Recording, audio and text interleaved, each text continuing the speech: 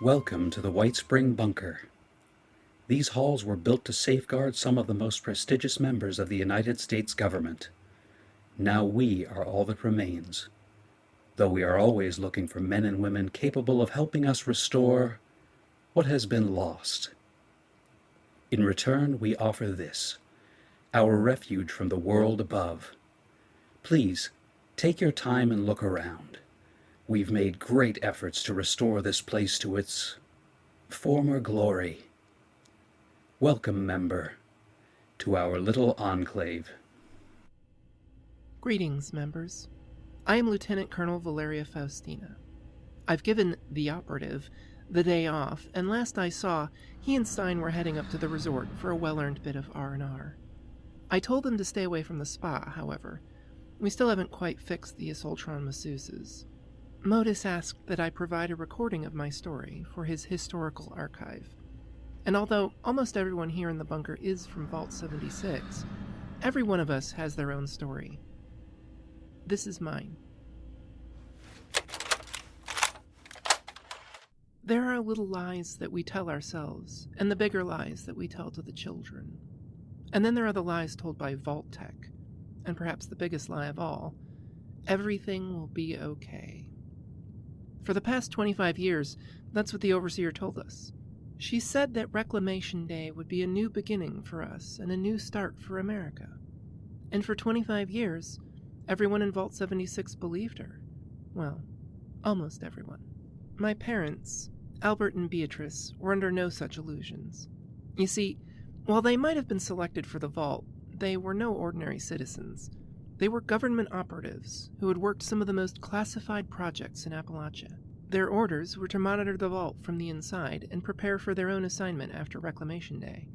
And for 25 years, that's exactly what they did. Not even the Overseer was aware of what their true purpose was. When I was born, 4 years after the Great War, it was a joyous occasion in the Vault. Every new birth was celebrated as a signal of a brighter future, that everything will be okay. My parents, who I always called Sir and Ma'am, took it upon themselves to make sure I did not become a starry-eyed typical Vault dweller, believing whatever Vault Tech had told us, what the Overseer kept telling us. From the beginning, I was exposed to the harsh, unvarnished truth of the world. I was taught that sometimes people had to do bad things for good to triumph. My parents loved their country and had done and would do whatever was necessary to protect it from those who would do it harm, both foreign and domestic. They also believed that one must always be able to face the truth of one's actions, that if you have to lie to yourself, then you cannot truly be committed to the cause. I was 5 years old when they told me the stories of the first people they were forced to kill and why. My early childhood was filled with typical Vault education, followed by my real education given by my parents. There were only a few other children I was allowed to spend time with, and over those first years, fewer that would socialize with me. Not that I minded. I was never really interested in childish games. One of the families we did sometimes socialize with was Lucius and Megan Alistair. My parents knew Megan from their time in the military, and Lucius had been a researcher at West Tech.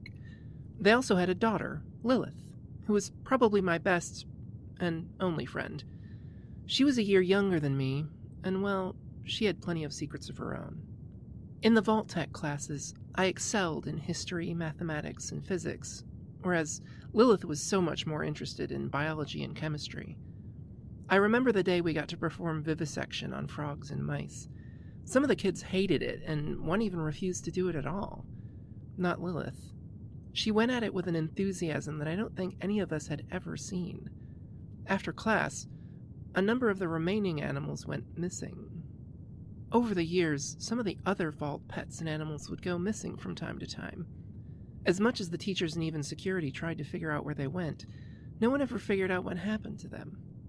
Well, no one but me. One day, I spotted Lilith heading down to the old maintenance section. She loved to show off her chemistry skills, and I thought she might be looking for some new ingredients for her various concoctions. I still remember the day she cooked up a small explosive in the janitor's closet. We all got a big laugh when the maintenance staff got covered in soapy water when their buckets exploded the moment they added Abraxo to the water. I thought I did my parents proud that day with how I was able to sneak up behind her. Lilith never even noticed me as she made her way to a small intake grill behind the water reclamation tanks. She carefully removed the cover and disappeared inside. Well, I just had to know what she was doing. It was like my first secret mission, just like the stories my parents would tell me. I gave her a few minutes to get wherever she was going and then followed behind. It was good that we were so young because the space was a tight fit. The intake pipe was fairly straight, so I just kept moving forward until I could see a small light ahead to where the pipe opened up into a larger space. I snuck up to the edge and peeked around the corner and discovered exactly what Lilith was doing, and also what happened to all of those animals. Lilith had turned the little space into her own abattoir. Hanging in one corner were skinned dogs and cats. The bones of mice, frogs, and other animals I couldn't identify had been stacked in another, and in the middle of it all was Lilith. I couldn't see exactly what she was doing because she was facing away from me, but the blood-spattered ground in front of her, along with the sound of crunching bone, made it obvious. I observed her for a few minutes more. She seemed to relish the raw meat she was eating and giggled like she was telling herself a little joke. I left as quietly as I arrived, confident that she never saw me. I guess I should have been unnerved or disgusted, but instead I was fascinated. Lilith had hidden this secret side of herself. Everyone else just thought she was odd, but I knew better. And I suspected there was so much more to learn, as I would confirm years later. My parents strove to teach me everything they could.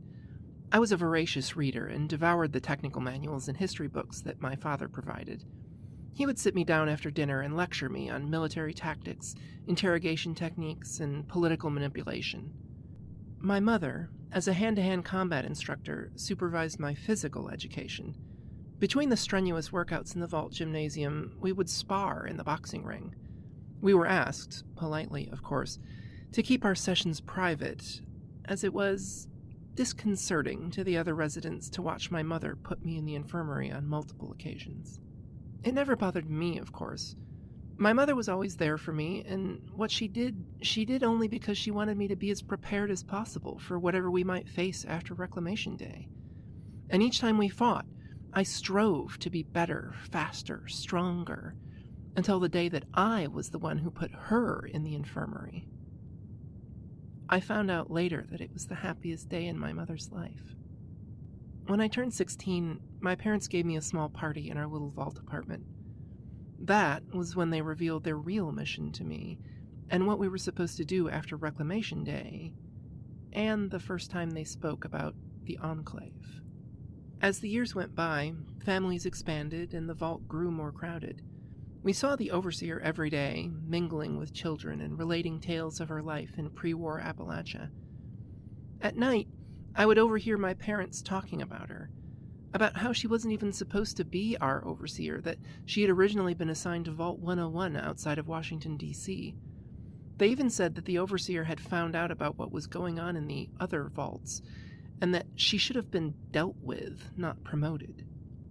A couple of years before Reclamation Day, we had our first serious accident in the vault.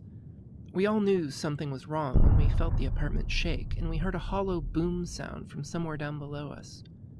My father went out to see what was going on, while my mother locked the two of us in our quarters. Before my mother closed the door, I could have sworn that I saw Lilith standing alone in the hallway vestibule, watching the commotion, and she had the strangest smile on her face. I found out later that there had been an explosion in the Water Reclamation Center. 4 people died, including 2 maintenance crew and both of Lilith's parents. No one could figure out what they were doing there, as neither they nor the maintenance staff had any responsibilities in the area. The overseer had the whole area sealed off, and people tried to forget about the incident. Lilith kept to herself mostly after that. I'd see her from time to time, that same strange little smile on her face when she thought no one was looking. And one day, after class, I came back to my room and found a handwritten note on my bed. "Thanks for keeping my little secret." It was signed Lil. I carefully folded the note and slid it into my journal. So she had seen me and trusted me. It doesn't.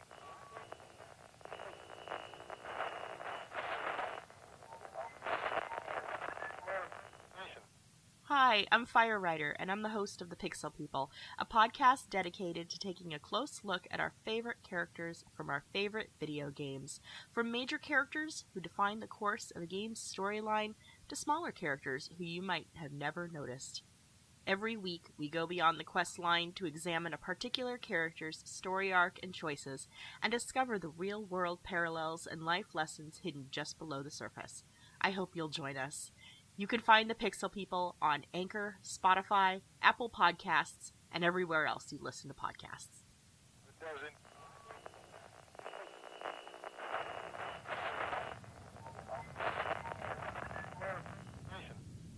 The night before Reclamation Day, the whole vault got together for a huge party, and even my parents decided to attend. The party was something to behold. I had never seen the staff and everyone else so excited. My parents made me come with them to the party because they said it would look strange and suspicious if we weren't there. There was plenty of singing, dancing, and people drinking. A lot. Even the teenagers, my age and even younger, were getting tipsy on all sorts of concoctions that the staff put together, trying to use up the remaining stocks of alcohol. I even got to have some fancy lads' snack cakes. They were really my only guilty pleasure in the vault. I admit, I snuck a few sips of what Miss Marcia called an atomic sunset. Well, maybe more than a few sips. And I was actually having a good time, sort of. Until my evening ended when Bobby Stoller, a boy from down the hall, tried to kiss me. Maybe if I'd had boring parents, that would have gone differently. Though, even then, he was really not my type. Instead, barely thinking about it, I saw what he was going to do and leaned into the momentum as he turned me around and broke his nose with a right cross.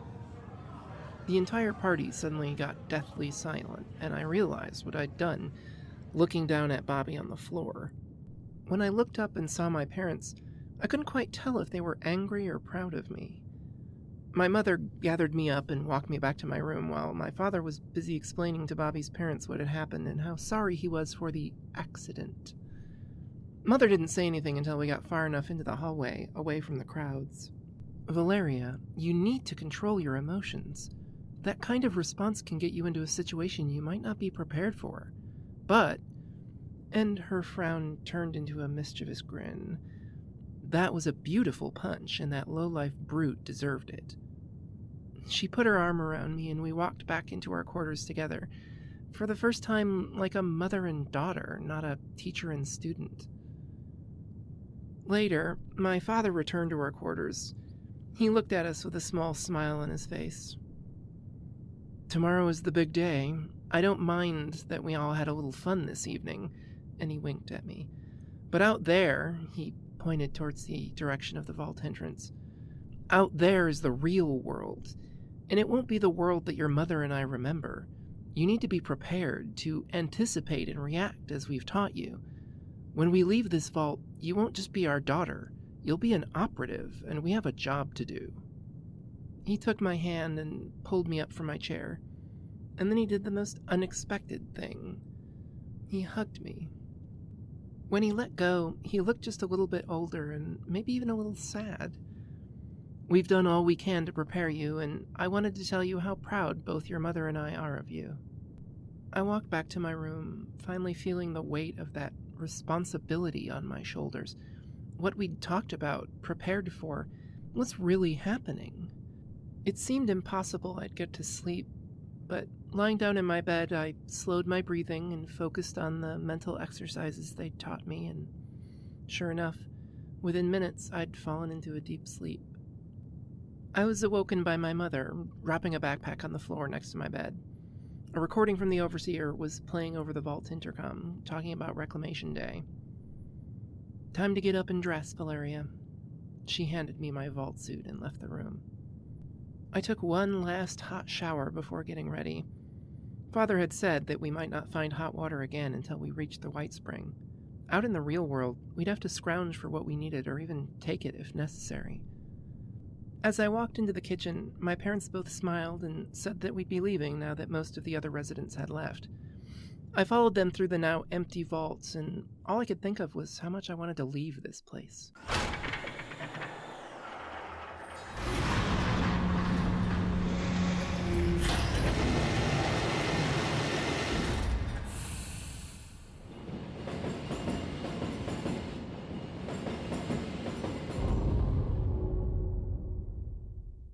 We took the supplies offered by the bots on our way out, and when the vault door opened for us, I got to see the sun for the first time.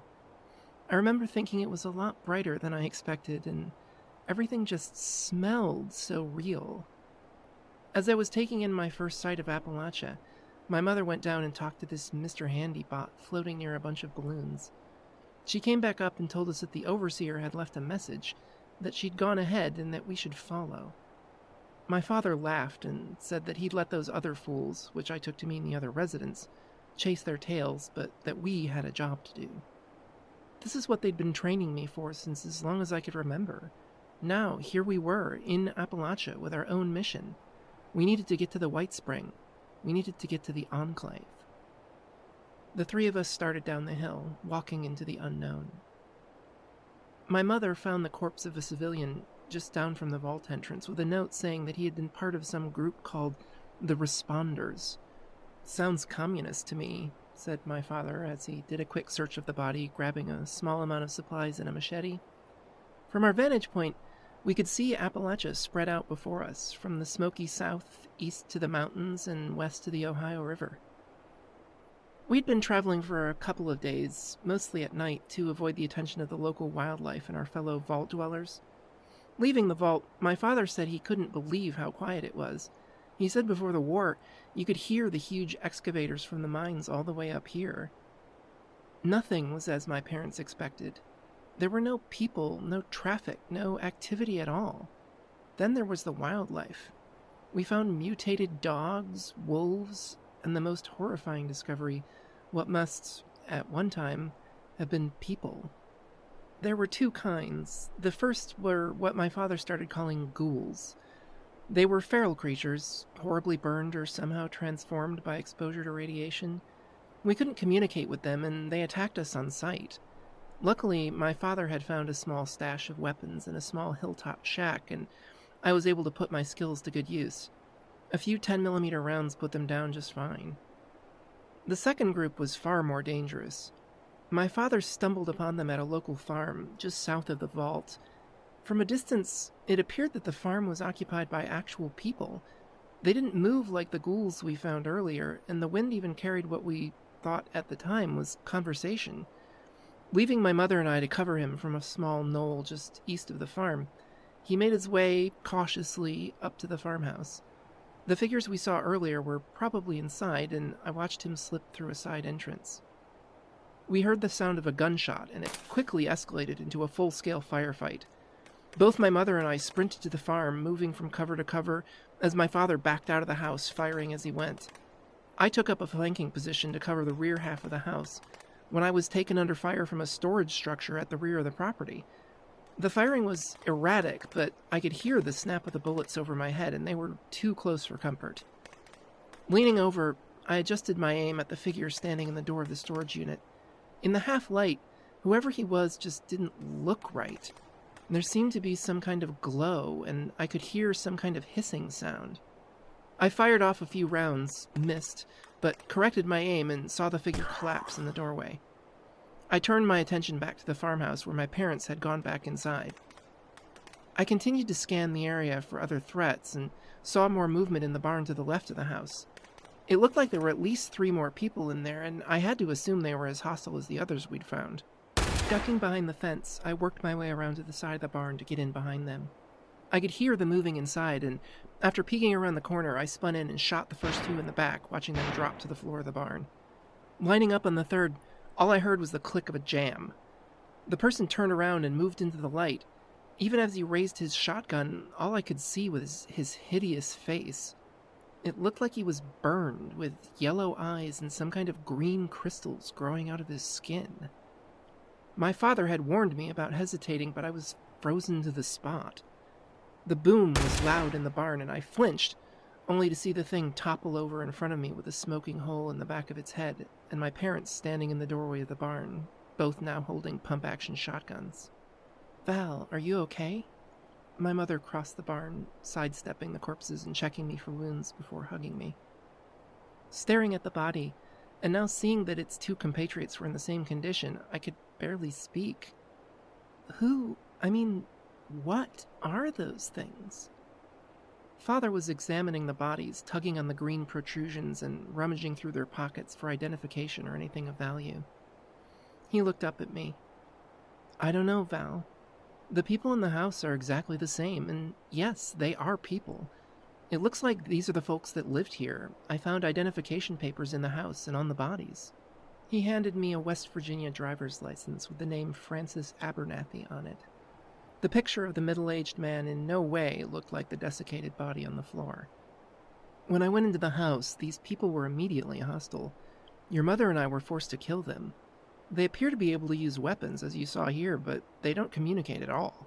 All we heard was broken English and hissing. This may be some kind of disease or something from the bombs. We just don't know," he explained. "But this ramps up the threat level significantly for all of us.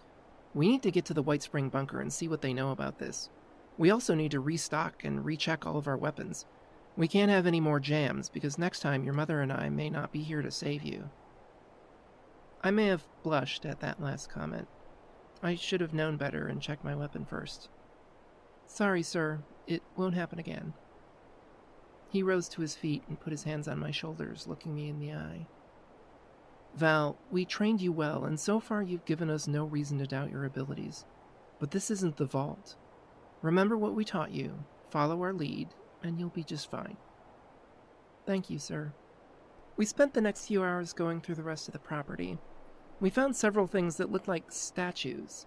Outlines of people, but seemingly made of stone, covered in the same kind of growths as the others, but when we touched them, they all crumbled into a mix of dust and debris giving off radiation. Our Pip-Boys were able to warn us of the worst of it, and we started giving them a wide berth. Having found some additional weapons and a workbench to perform basic repairs, we gathered in the farmhouse at dusk to plan out our next moves. The robot outside of Vault 76 had said the Overseer had gone ahead and that we, as former residents, should follow her. Although our mission was to get to White Spring as quickly as possible, the fact that we were now faced with this new threat meant getting more information was a priority, especially if it was something the Enclave needed to be made aware of, or even just bring them more data on whatever this was. My father was going to scout ahead, while my mother and I got some rest in the farmhouse. We took turns on watch, and it was eerily quiet in the area, hardly the sound of animals, and nothing in the sky either, except for the sprinkling of constellations, most of which were not nearly as recognizable as the books had made them out to be, and the moon, which was quite a bit brighter and more striking than they'd conveyed. But a little after midnight, I thought I heard something. It sounded like the flapping of wings. But it quickly faded away, and I convinced myself that I'd been imagining things. Of course, we found out later that I was wrong. It doesn't.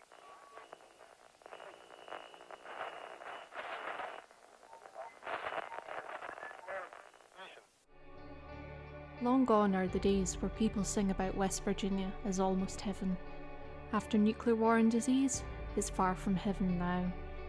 Far from Heaven, a Fallout 76 story podcast, is a tale of survival, conflict, and hope set in the Fallout 76 game world. Join our survivors on their journey to reach that almost heaven once more. Available on Spotify, Apple Podcasts, Amazon, and many other great podcasting apps. Far from Heaven, a Fallout 76 story, available now. It doesn't.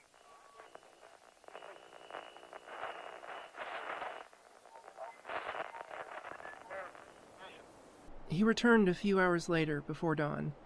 My father said that the Overseer's camp was there, but abandoned. It had supplies we could use and a note pointing to a town in the area called Flatwoods. He hadn't wanted to press on too far, but if this town was populated, it would be an opportunity to get more information and maybe even transportation to White Springs. Mother quizzed him on other details, and I could tell the two of them had fallen back into the familiar routines from when they'd worked together before the war. We started traveling in daylight now because my mother said it would be easier to spot potential trouble.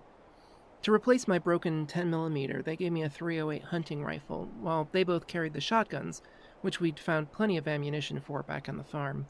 We were also able to craft some basic leather armor, which offered at least some measure of protection beyond our simple vault suits.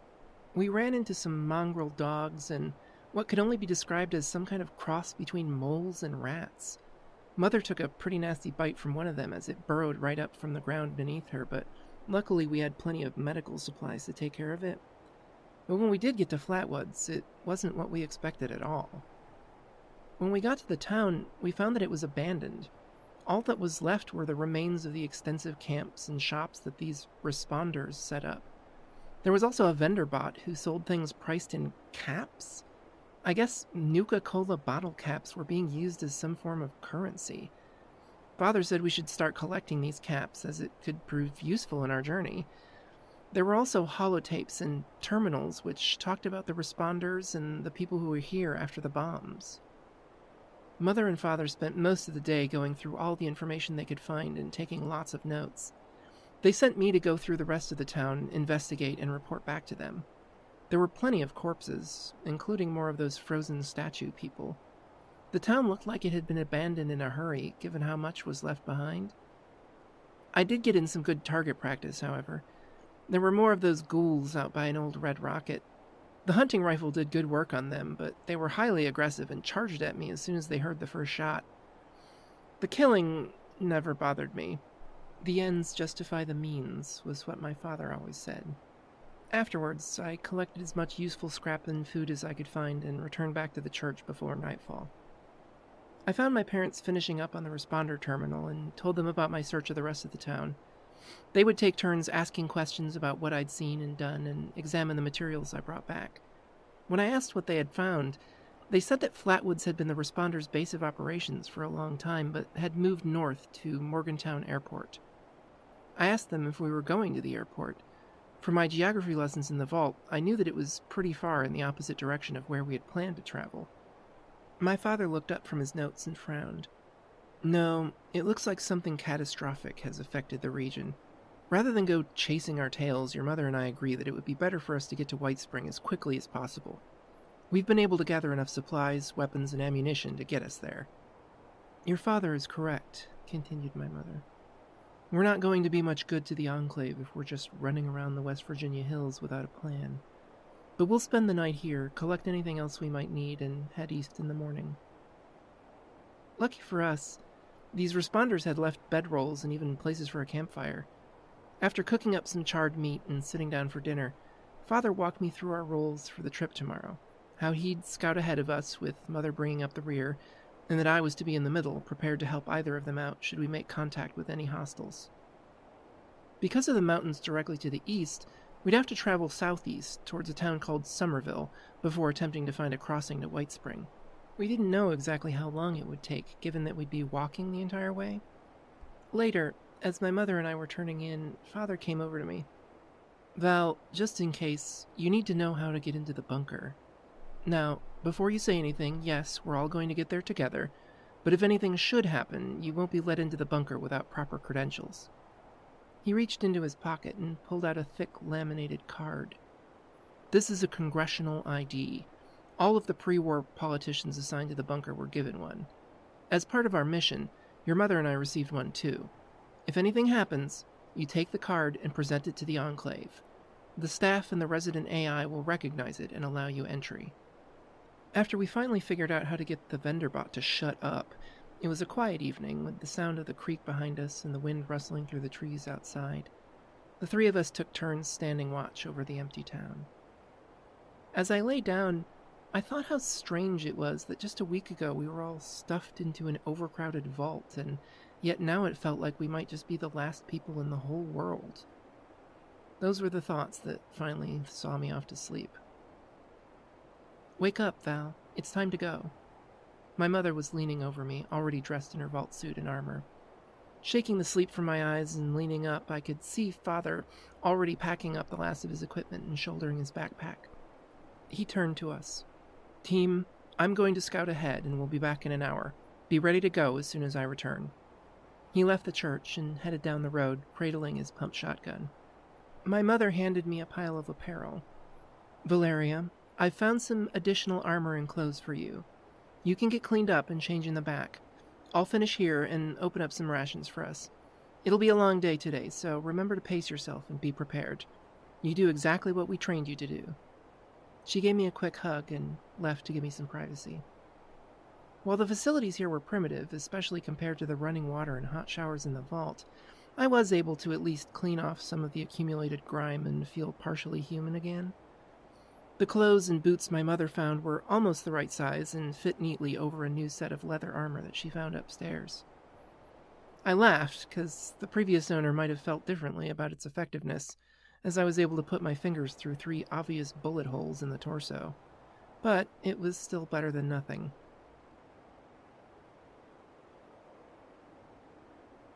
Coming back out front, my mother handed me a backpack and a hunting rifle. At the appointed time, we saw my father jogging back up the street towards the church. "Okay, team."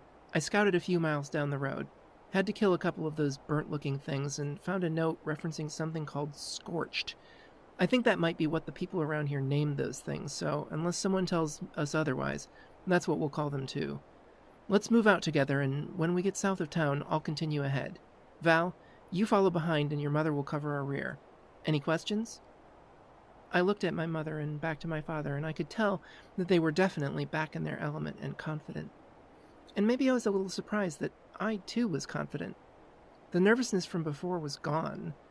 I chambered around in my hunting rifle, and we all started down the road. For the first few days, we settled back into routine. My father would lead, and my mother would cover, and I would keep pace between them. Only a few times did we have to stop and change course to either avoid obstructions blocking our way or more creatures we didn't recognize. And I swear, one of them looked like some kind of bear, but it was enormous. In this area of Appalachia, there seemed to be plenty of supplies to gather and food to be had, which made the absence of people all the more surprising and worrying. A few times at night, I could hear my parents talking about what they'd found. Though I couldn't hear everything they said, it sounded like they were confused. They had tried to pick up Enclave radio broadcasts from their Pip-Boys, but all they got was static.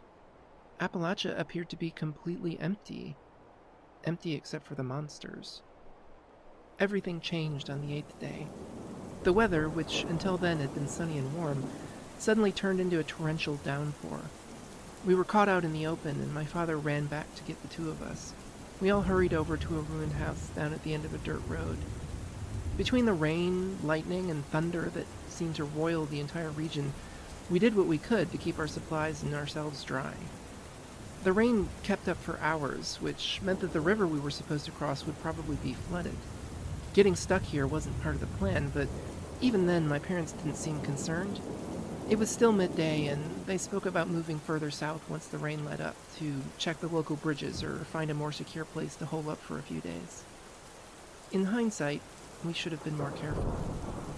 Not that we had gotten complacent, but we still didn't understand the true dangers of Appalachia. The rain had begun to taper off, and my father was anxious to get moving again. He got as far as putting his hand on the doorframe when we heard a screech from outside, followed by hissing and a burst of gunfire. It was only my father's quick reflexes which saved his life as bullets chewed through the doorframe. He rolled back into the house, and both my mother and I fired blindly out the front door and windows to cover him. I don't know where they all came from, but there must have been dozens of those scorched things in front of the house. The rain masked their approach, and now they were right on top of us. We all heard the breaking glass and wood as they forced their way in the back door. My mother turned to deal with the ones in the back, while my father and I started shooting out the windows at the ones in front. There were so many of them, almost like a small horde. One leapt through the bay window, shattering the remaining glass. It tackled my father to the ground, spilling the contents of his backpack all over the floor and knocking his shotgun across the room. Wielding my rifle like a club, I knocked the scorched off my father and put a bullet between its eyes. I grabbed my father's arm to lift him up and handed him back the shotgun.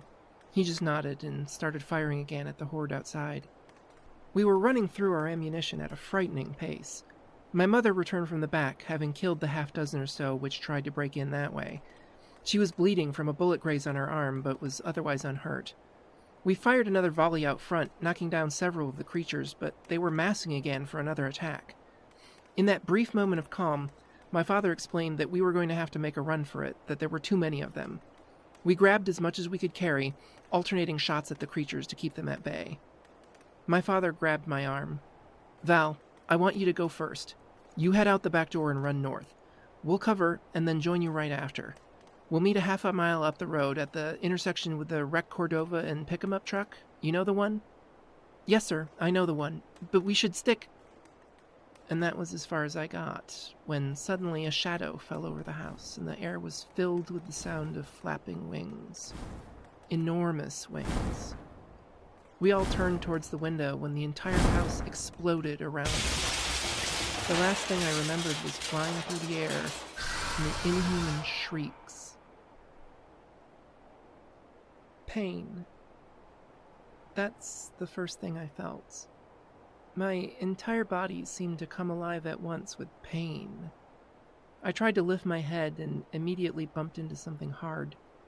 The pain blossomed again, pounding through my skull. I fought the panic that started to set in and tried to calm myself. After a few minutes, I was able to get my bearings and my head throbbed just a little less. Everything was dark when I opened my eyes, and when I felt around with my hands, it seemed like a big part of the house, maybe a wall, had fallen on top of me, trapping me underneath. I didn't want to cry out or make too much noise. Those scorched could still be around. Instead, I just listened. For what seemed like ages, I couldn't hear much of anything, other than the wind and the dripping of water somewhere close. Satisfied that I wasn't in any immediate danger, I tried moving again, slowly pulling myself out from underneath the rubble. I couldn't raise my Pip-Boy up to see what time it was. I could have been out for minutes or even hours. Moving a wrecked bookcase out of the way, I was finally able to pull myself out. My clothes were in tatters and barely any of my armor was left, seemingly torn to pieces in whatever explosion we were caught in. The house around me was almost completely flat, the walls blown down, and the second story collapsed on the first. The sun was beginning to peek over the nearby hills. In the faint light of dawn, I dropped to my knees and started looking for my parents. I whispered, "Sir? Ma'am?" Then, "Mom? Dad?" as I crawled through the debris. At first, I thought they were gone, that perhaps they had escaped and would be coming back for me because I couldn't find any trace of them. Then I found my mother's backpack. It had been ripped open and, worse, covered in blood. Inside, there was an old medkit which I used to bandage up the cuts on my arms. I kept looking, turning over furniture and checking under walls to see if I could find them. A few minutes later, I did.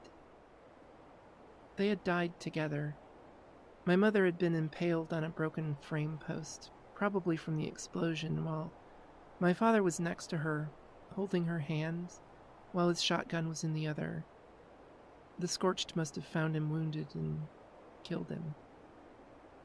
I dropped to my knees. My family was gone. There were parts of me that wanted to cry, to scream, but that's not how they trained me, and that's not what they would have wanted.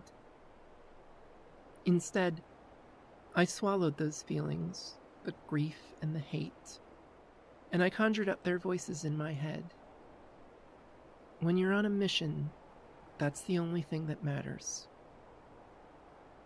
I took their wedding rings and put them in my pocket. Remembering what my father told me, I looked through his pockets for the congressional ID card, but it wasn't there. The pocket had been torn open.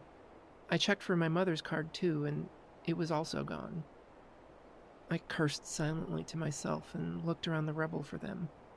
I spent precious minutes and even took the chance to turn on my Pip-Boy light, but I never found it. How was I going to get into the bunker without it? Taking a deep breath, I closed my eyes and thought through the problem. My father mentioned that many of the local bigwig politicians had been given these cards. There was always a chance that I could track down another one, and that was just one of the many problems I'd have to overcome. First, I said my goodbyes to my parents, closing their eyes and resting my hands on their heads. We didn't believe in that sort of thing, but I did make them a silent vow that I would finish what they started. Collecting what little supplies I could find, I thought back to the overseer. She'd left a trail to follow, and what my father said about the Morgantown airport. It wasn't much, but it was all I had to go on. In the ruins, I found an old cap and a tattered overcoat. Putting them on and throwing the backpack over my shoulder, I started back up the dirt road. When I got to the end of the lane, I looked south one last time, before turning and walking away. As the sun started to rise over the hills, I set my mind to the task at hand. I would find a way to the bunker, to the enclave, and I would let nothing stand in my way. The little lies we tell ourselves. Everything will be okay. The rest of the story will have to wait for another day. I have a staff meeting in 15 minutes, and it would be unbecoming for the commanding officer to be late. I'll upload this recording for MODUS and be on my way. Thank you again, members, for joining us for this special episode of the MODUS Files. If you've enjoyed this content, please subscribe, and better yet, please leave a review to help others find our little enclave. You can also follow us on Twitter at MODUS Files for more information about our podcast, Fallout 76 content, and random musings on the Enclave. Lastly, thank you to all of our subscribers and supporters. God bless the Enclave, and God bless America. Members, we look forward to your next visit to our little enclave.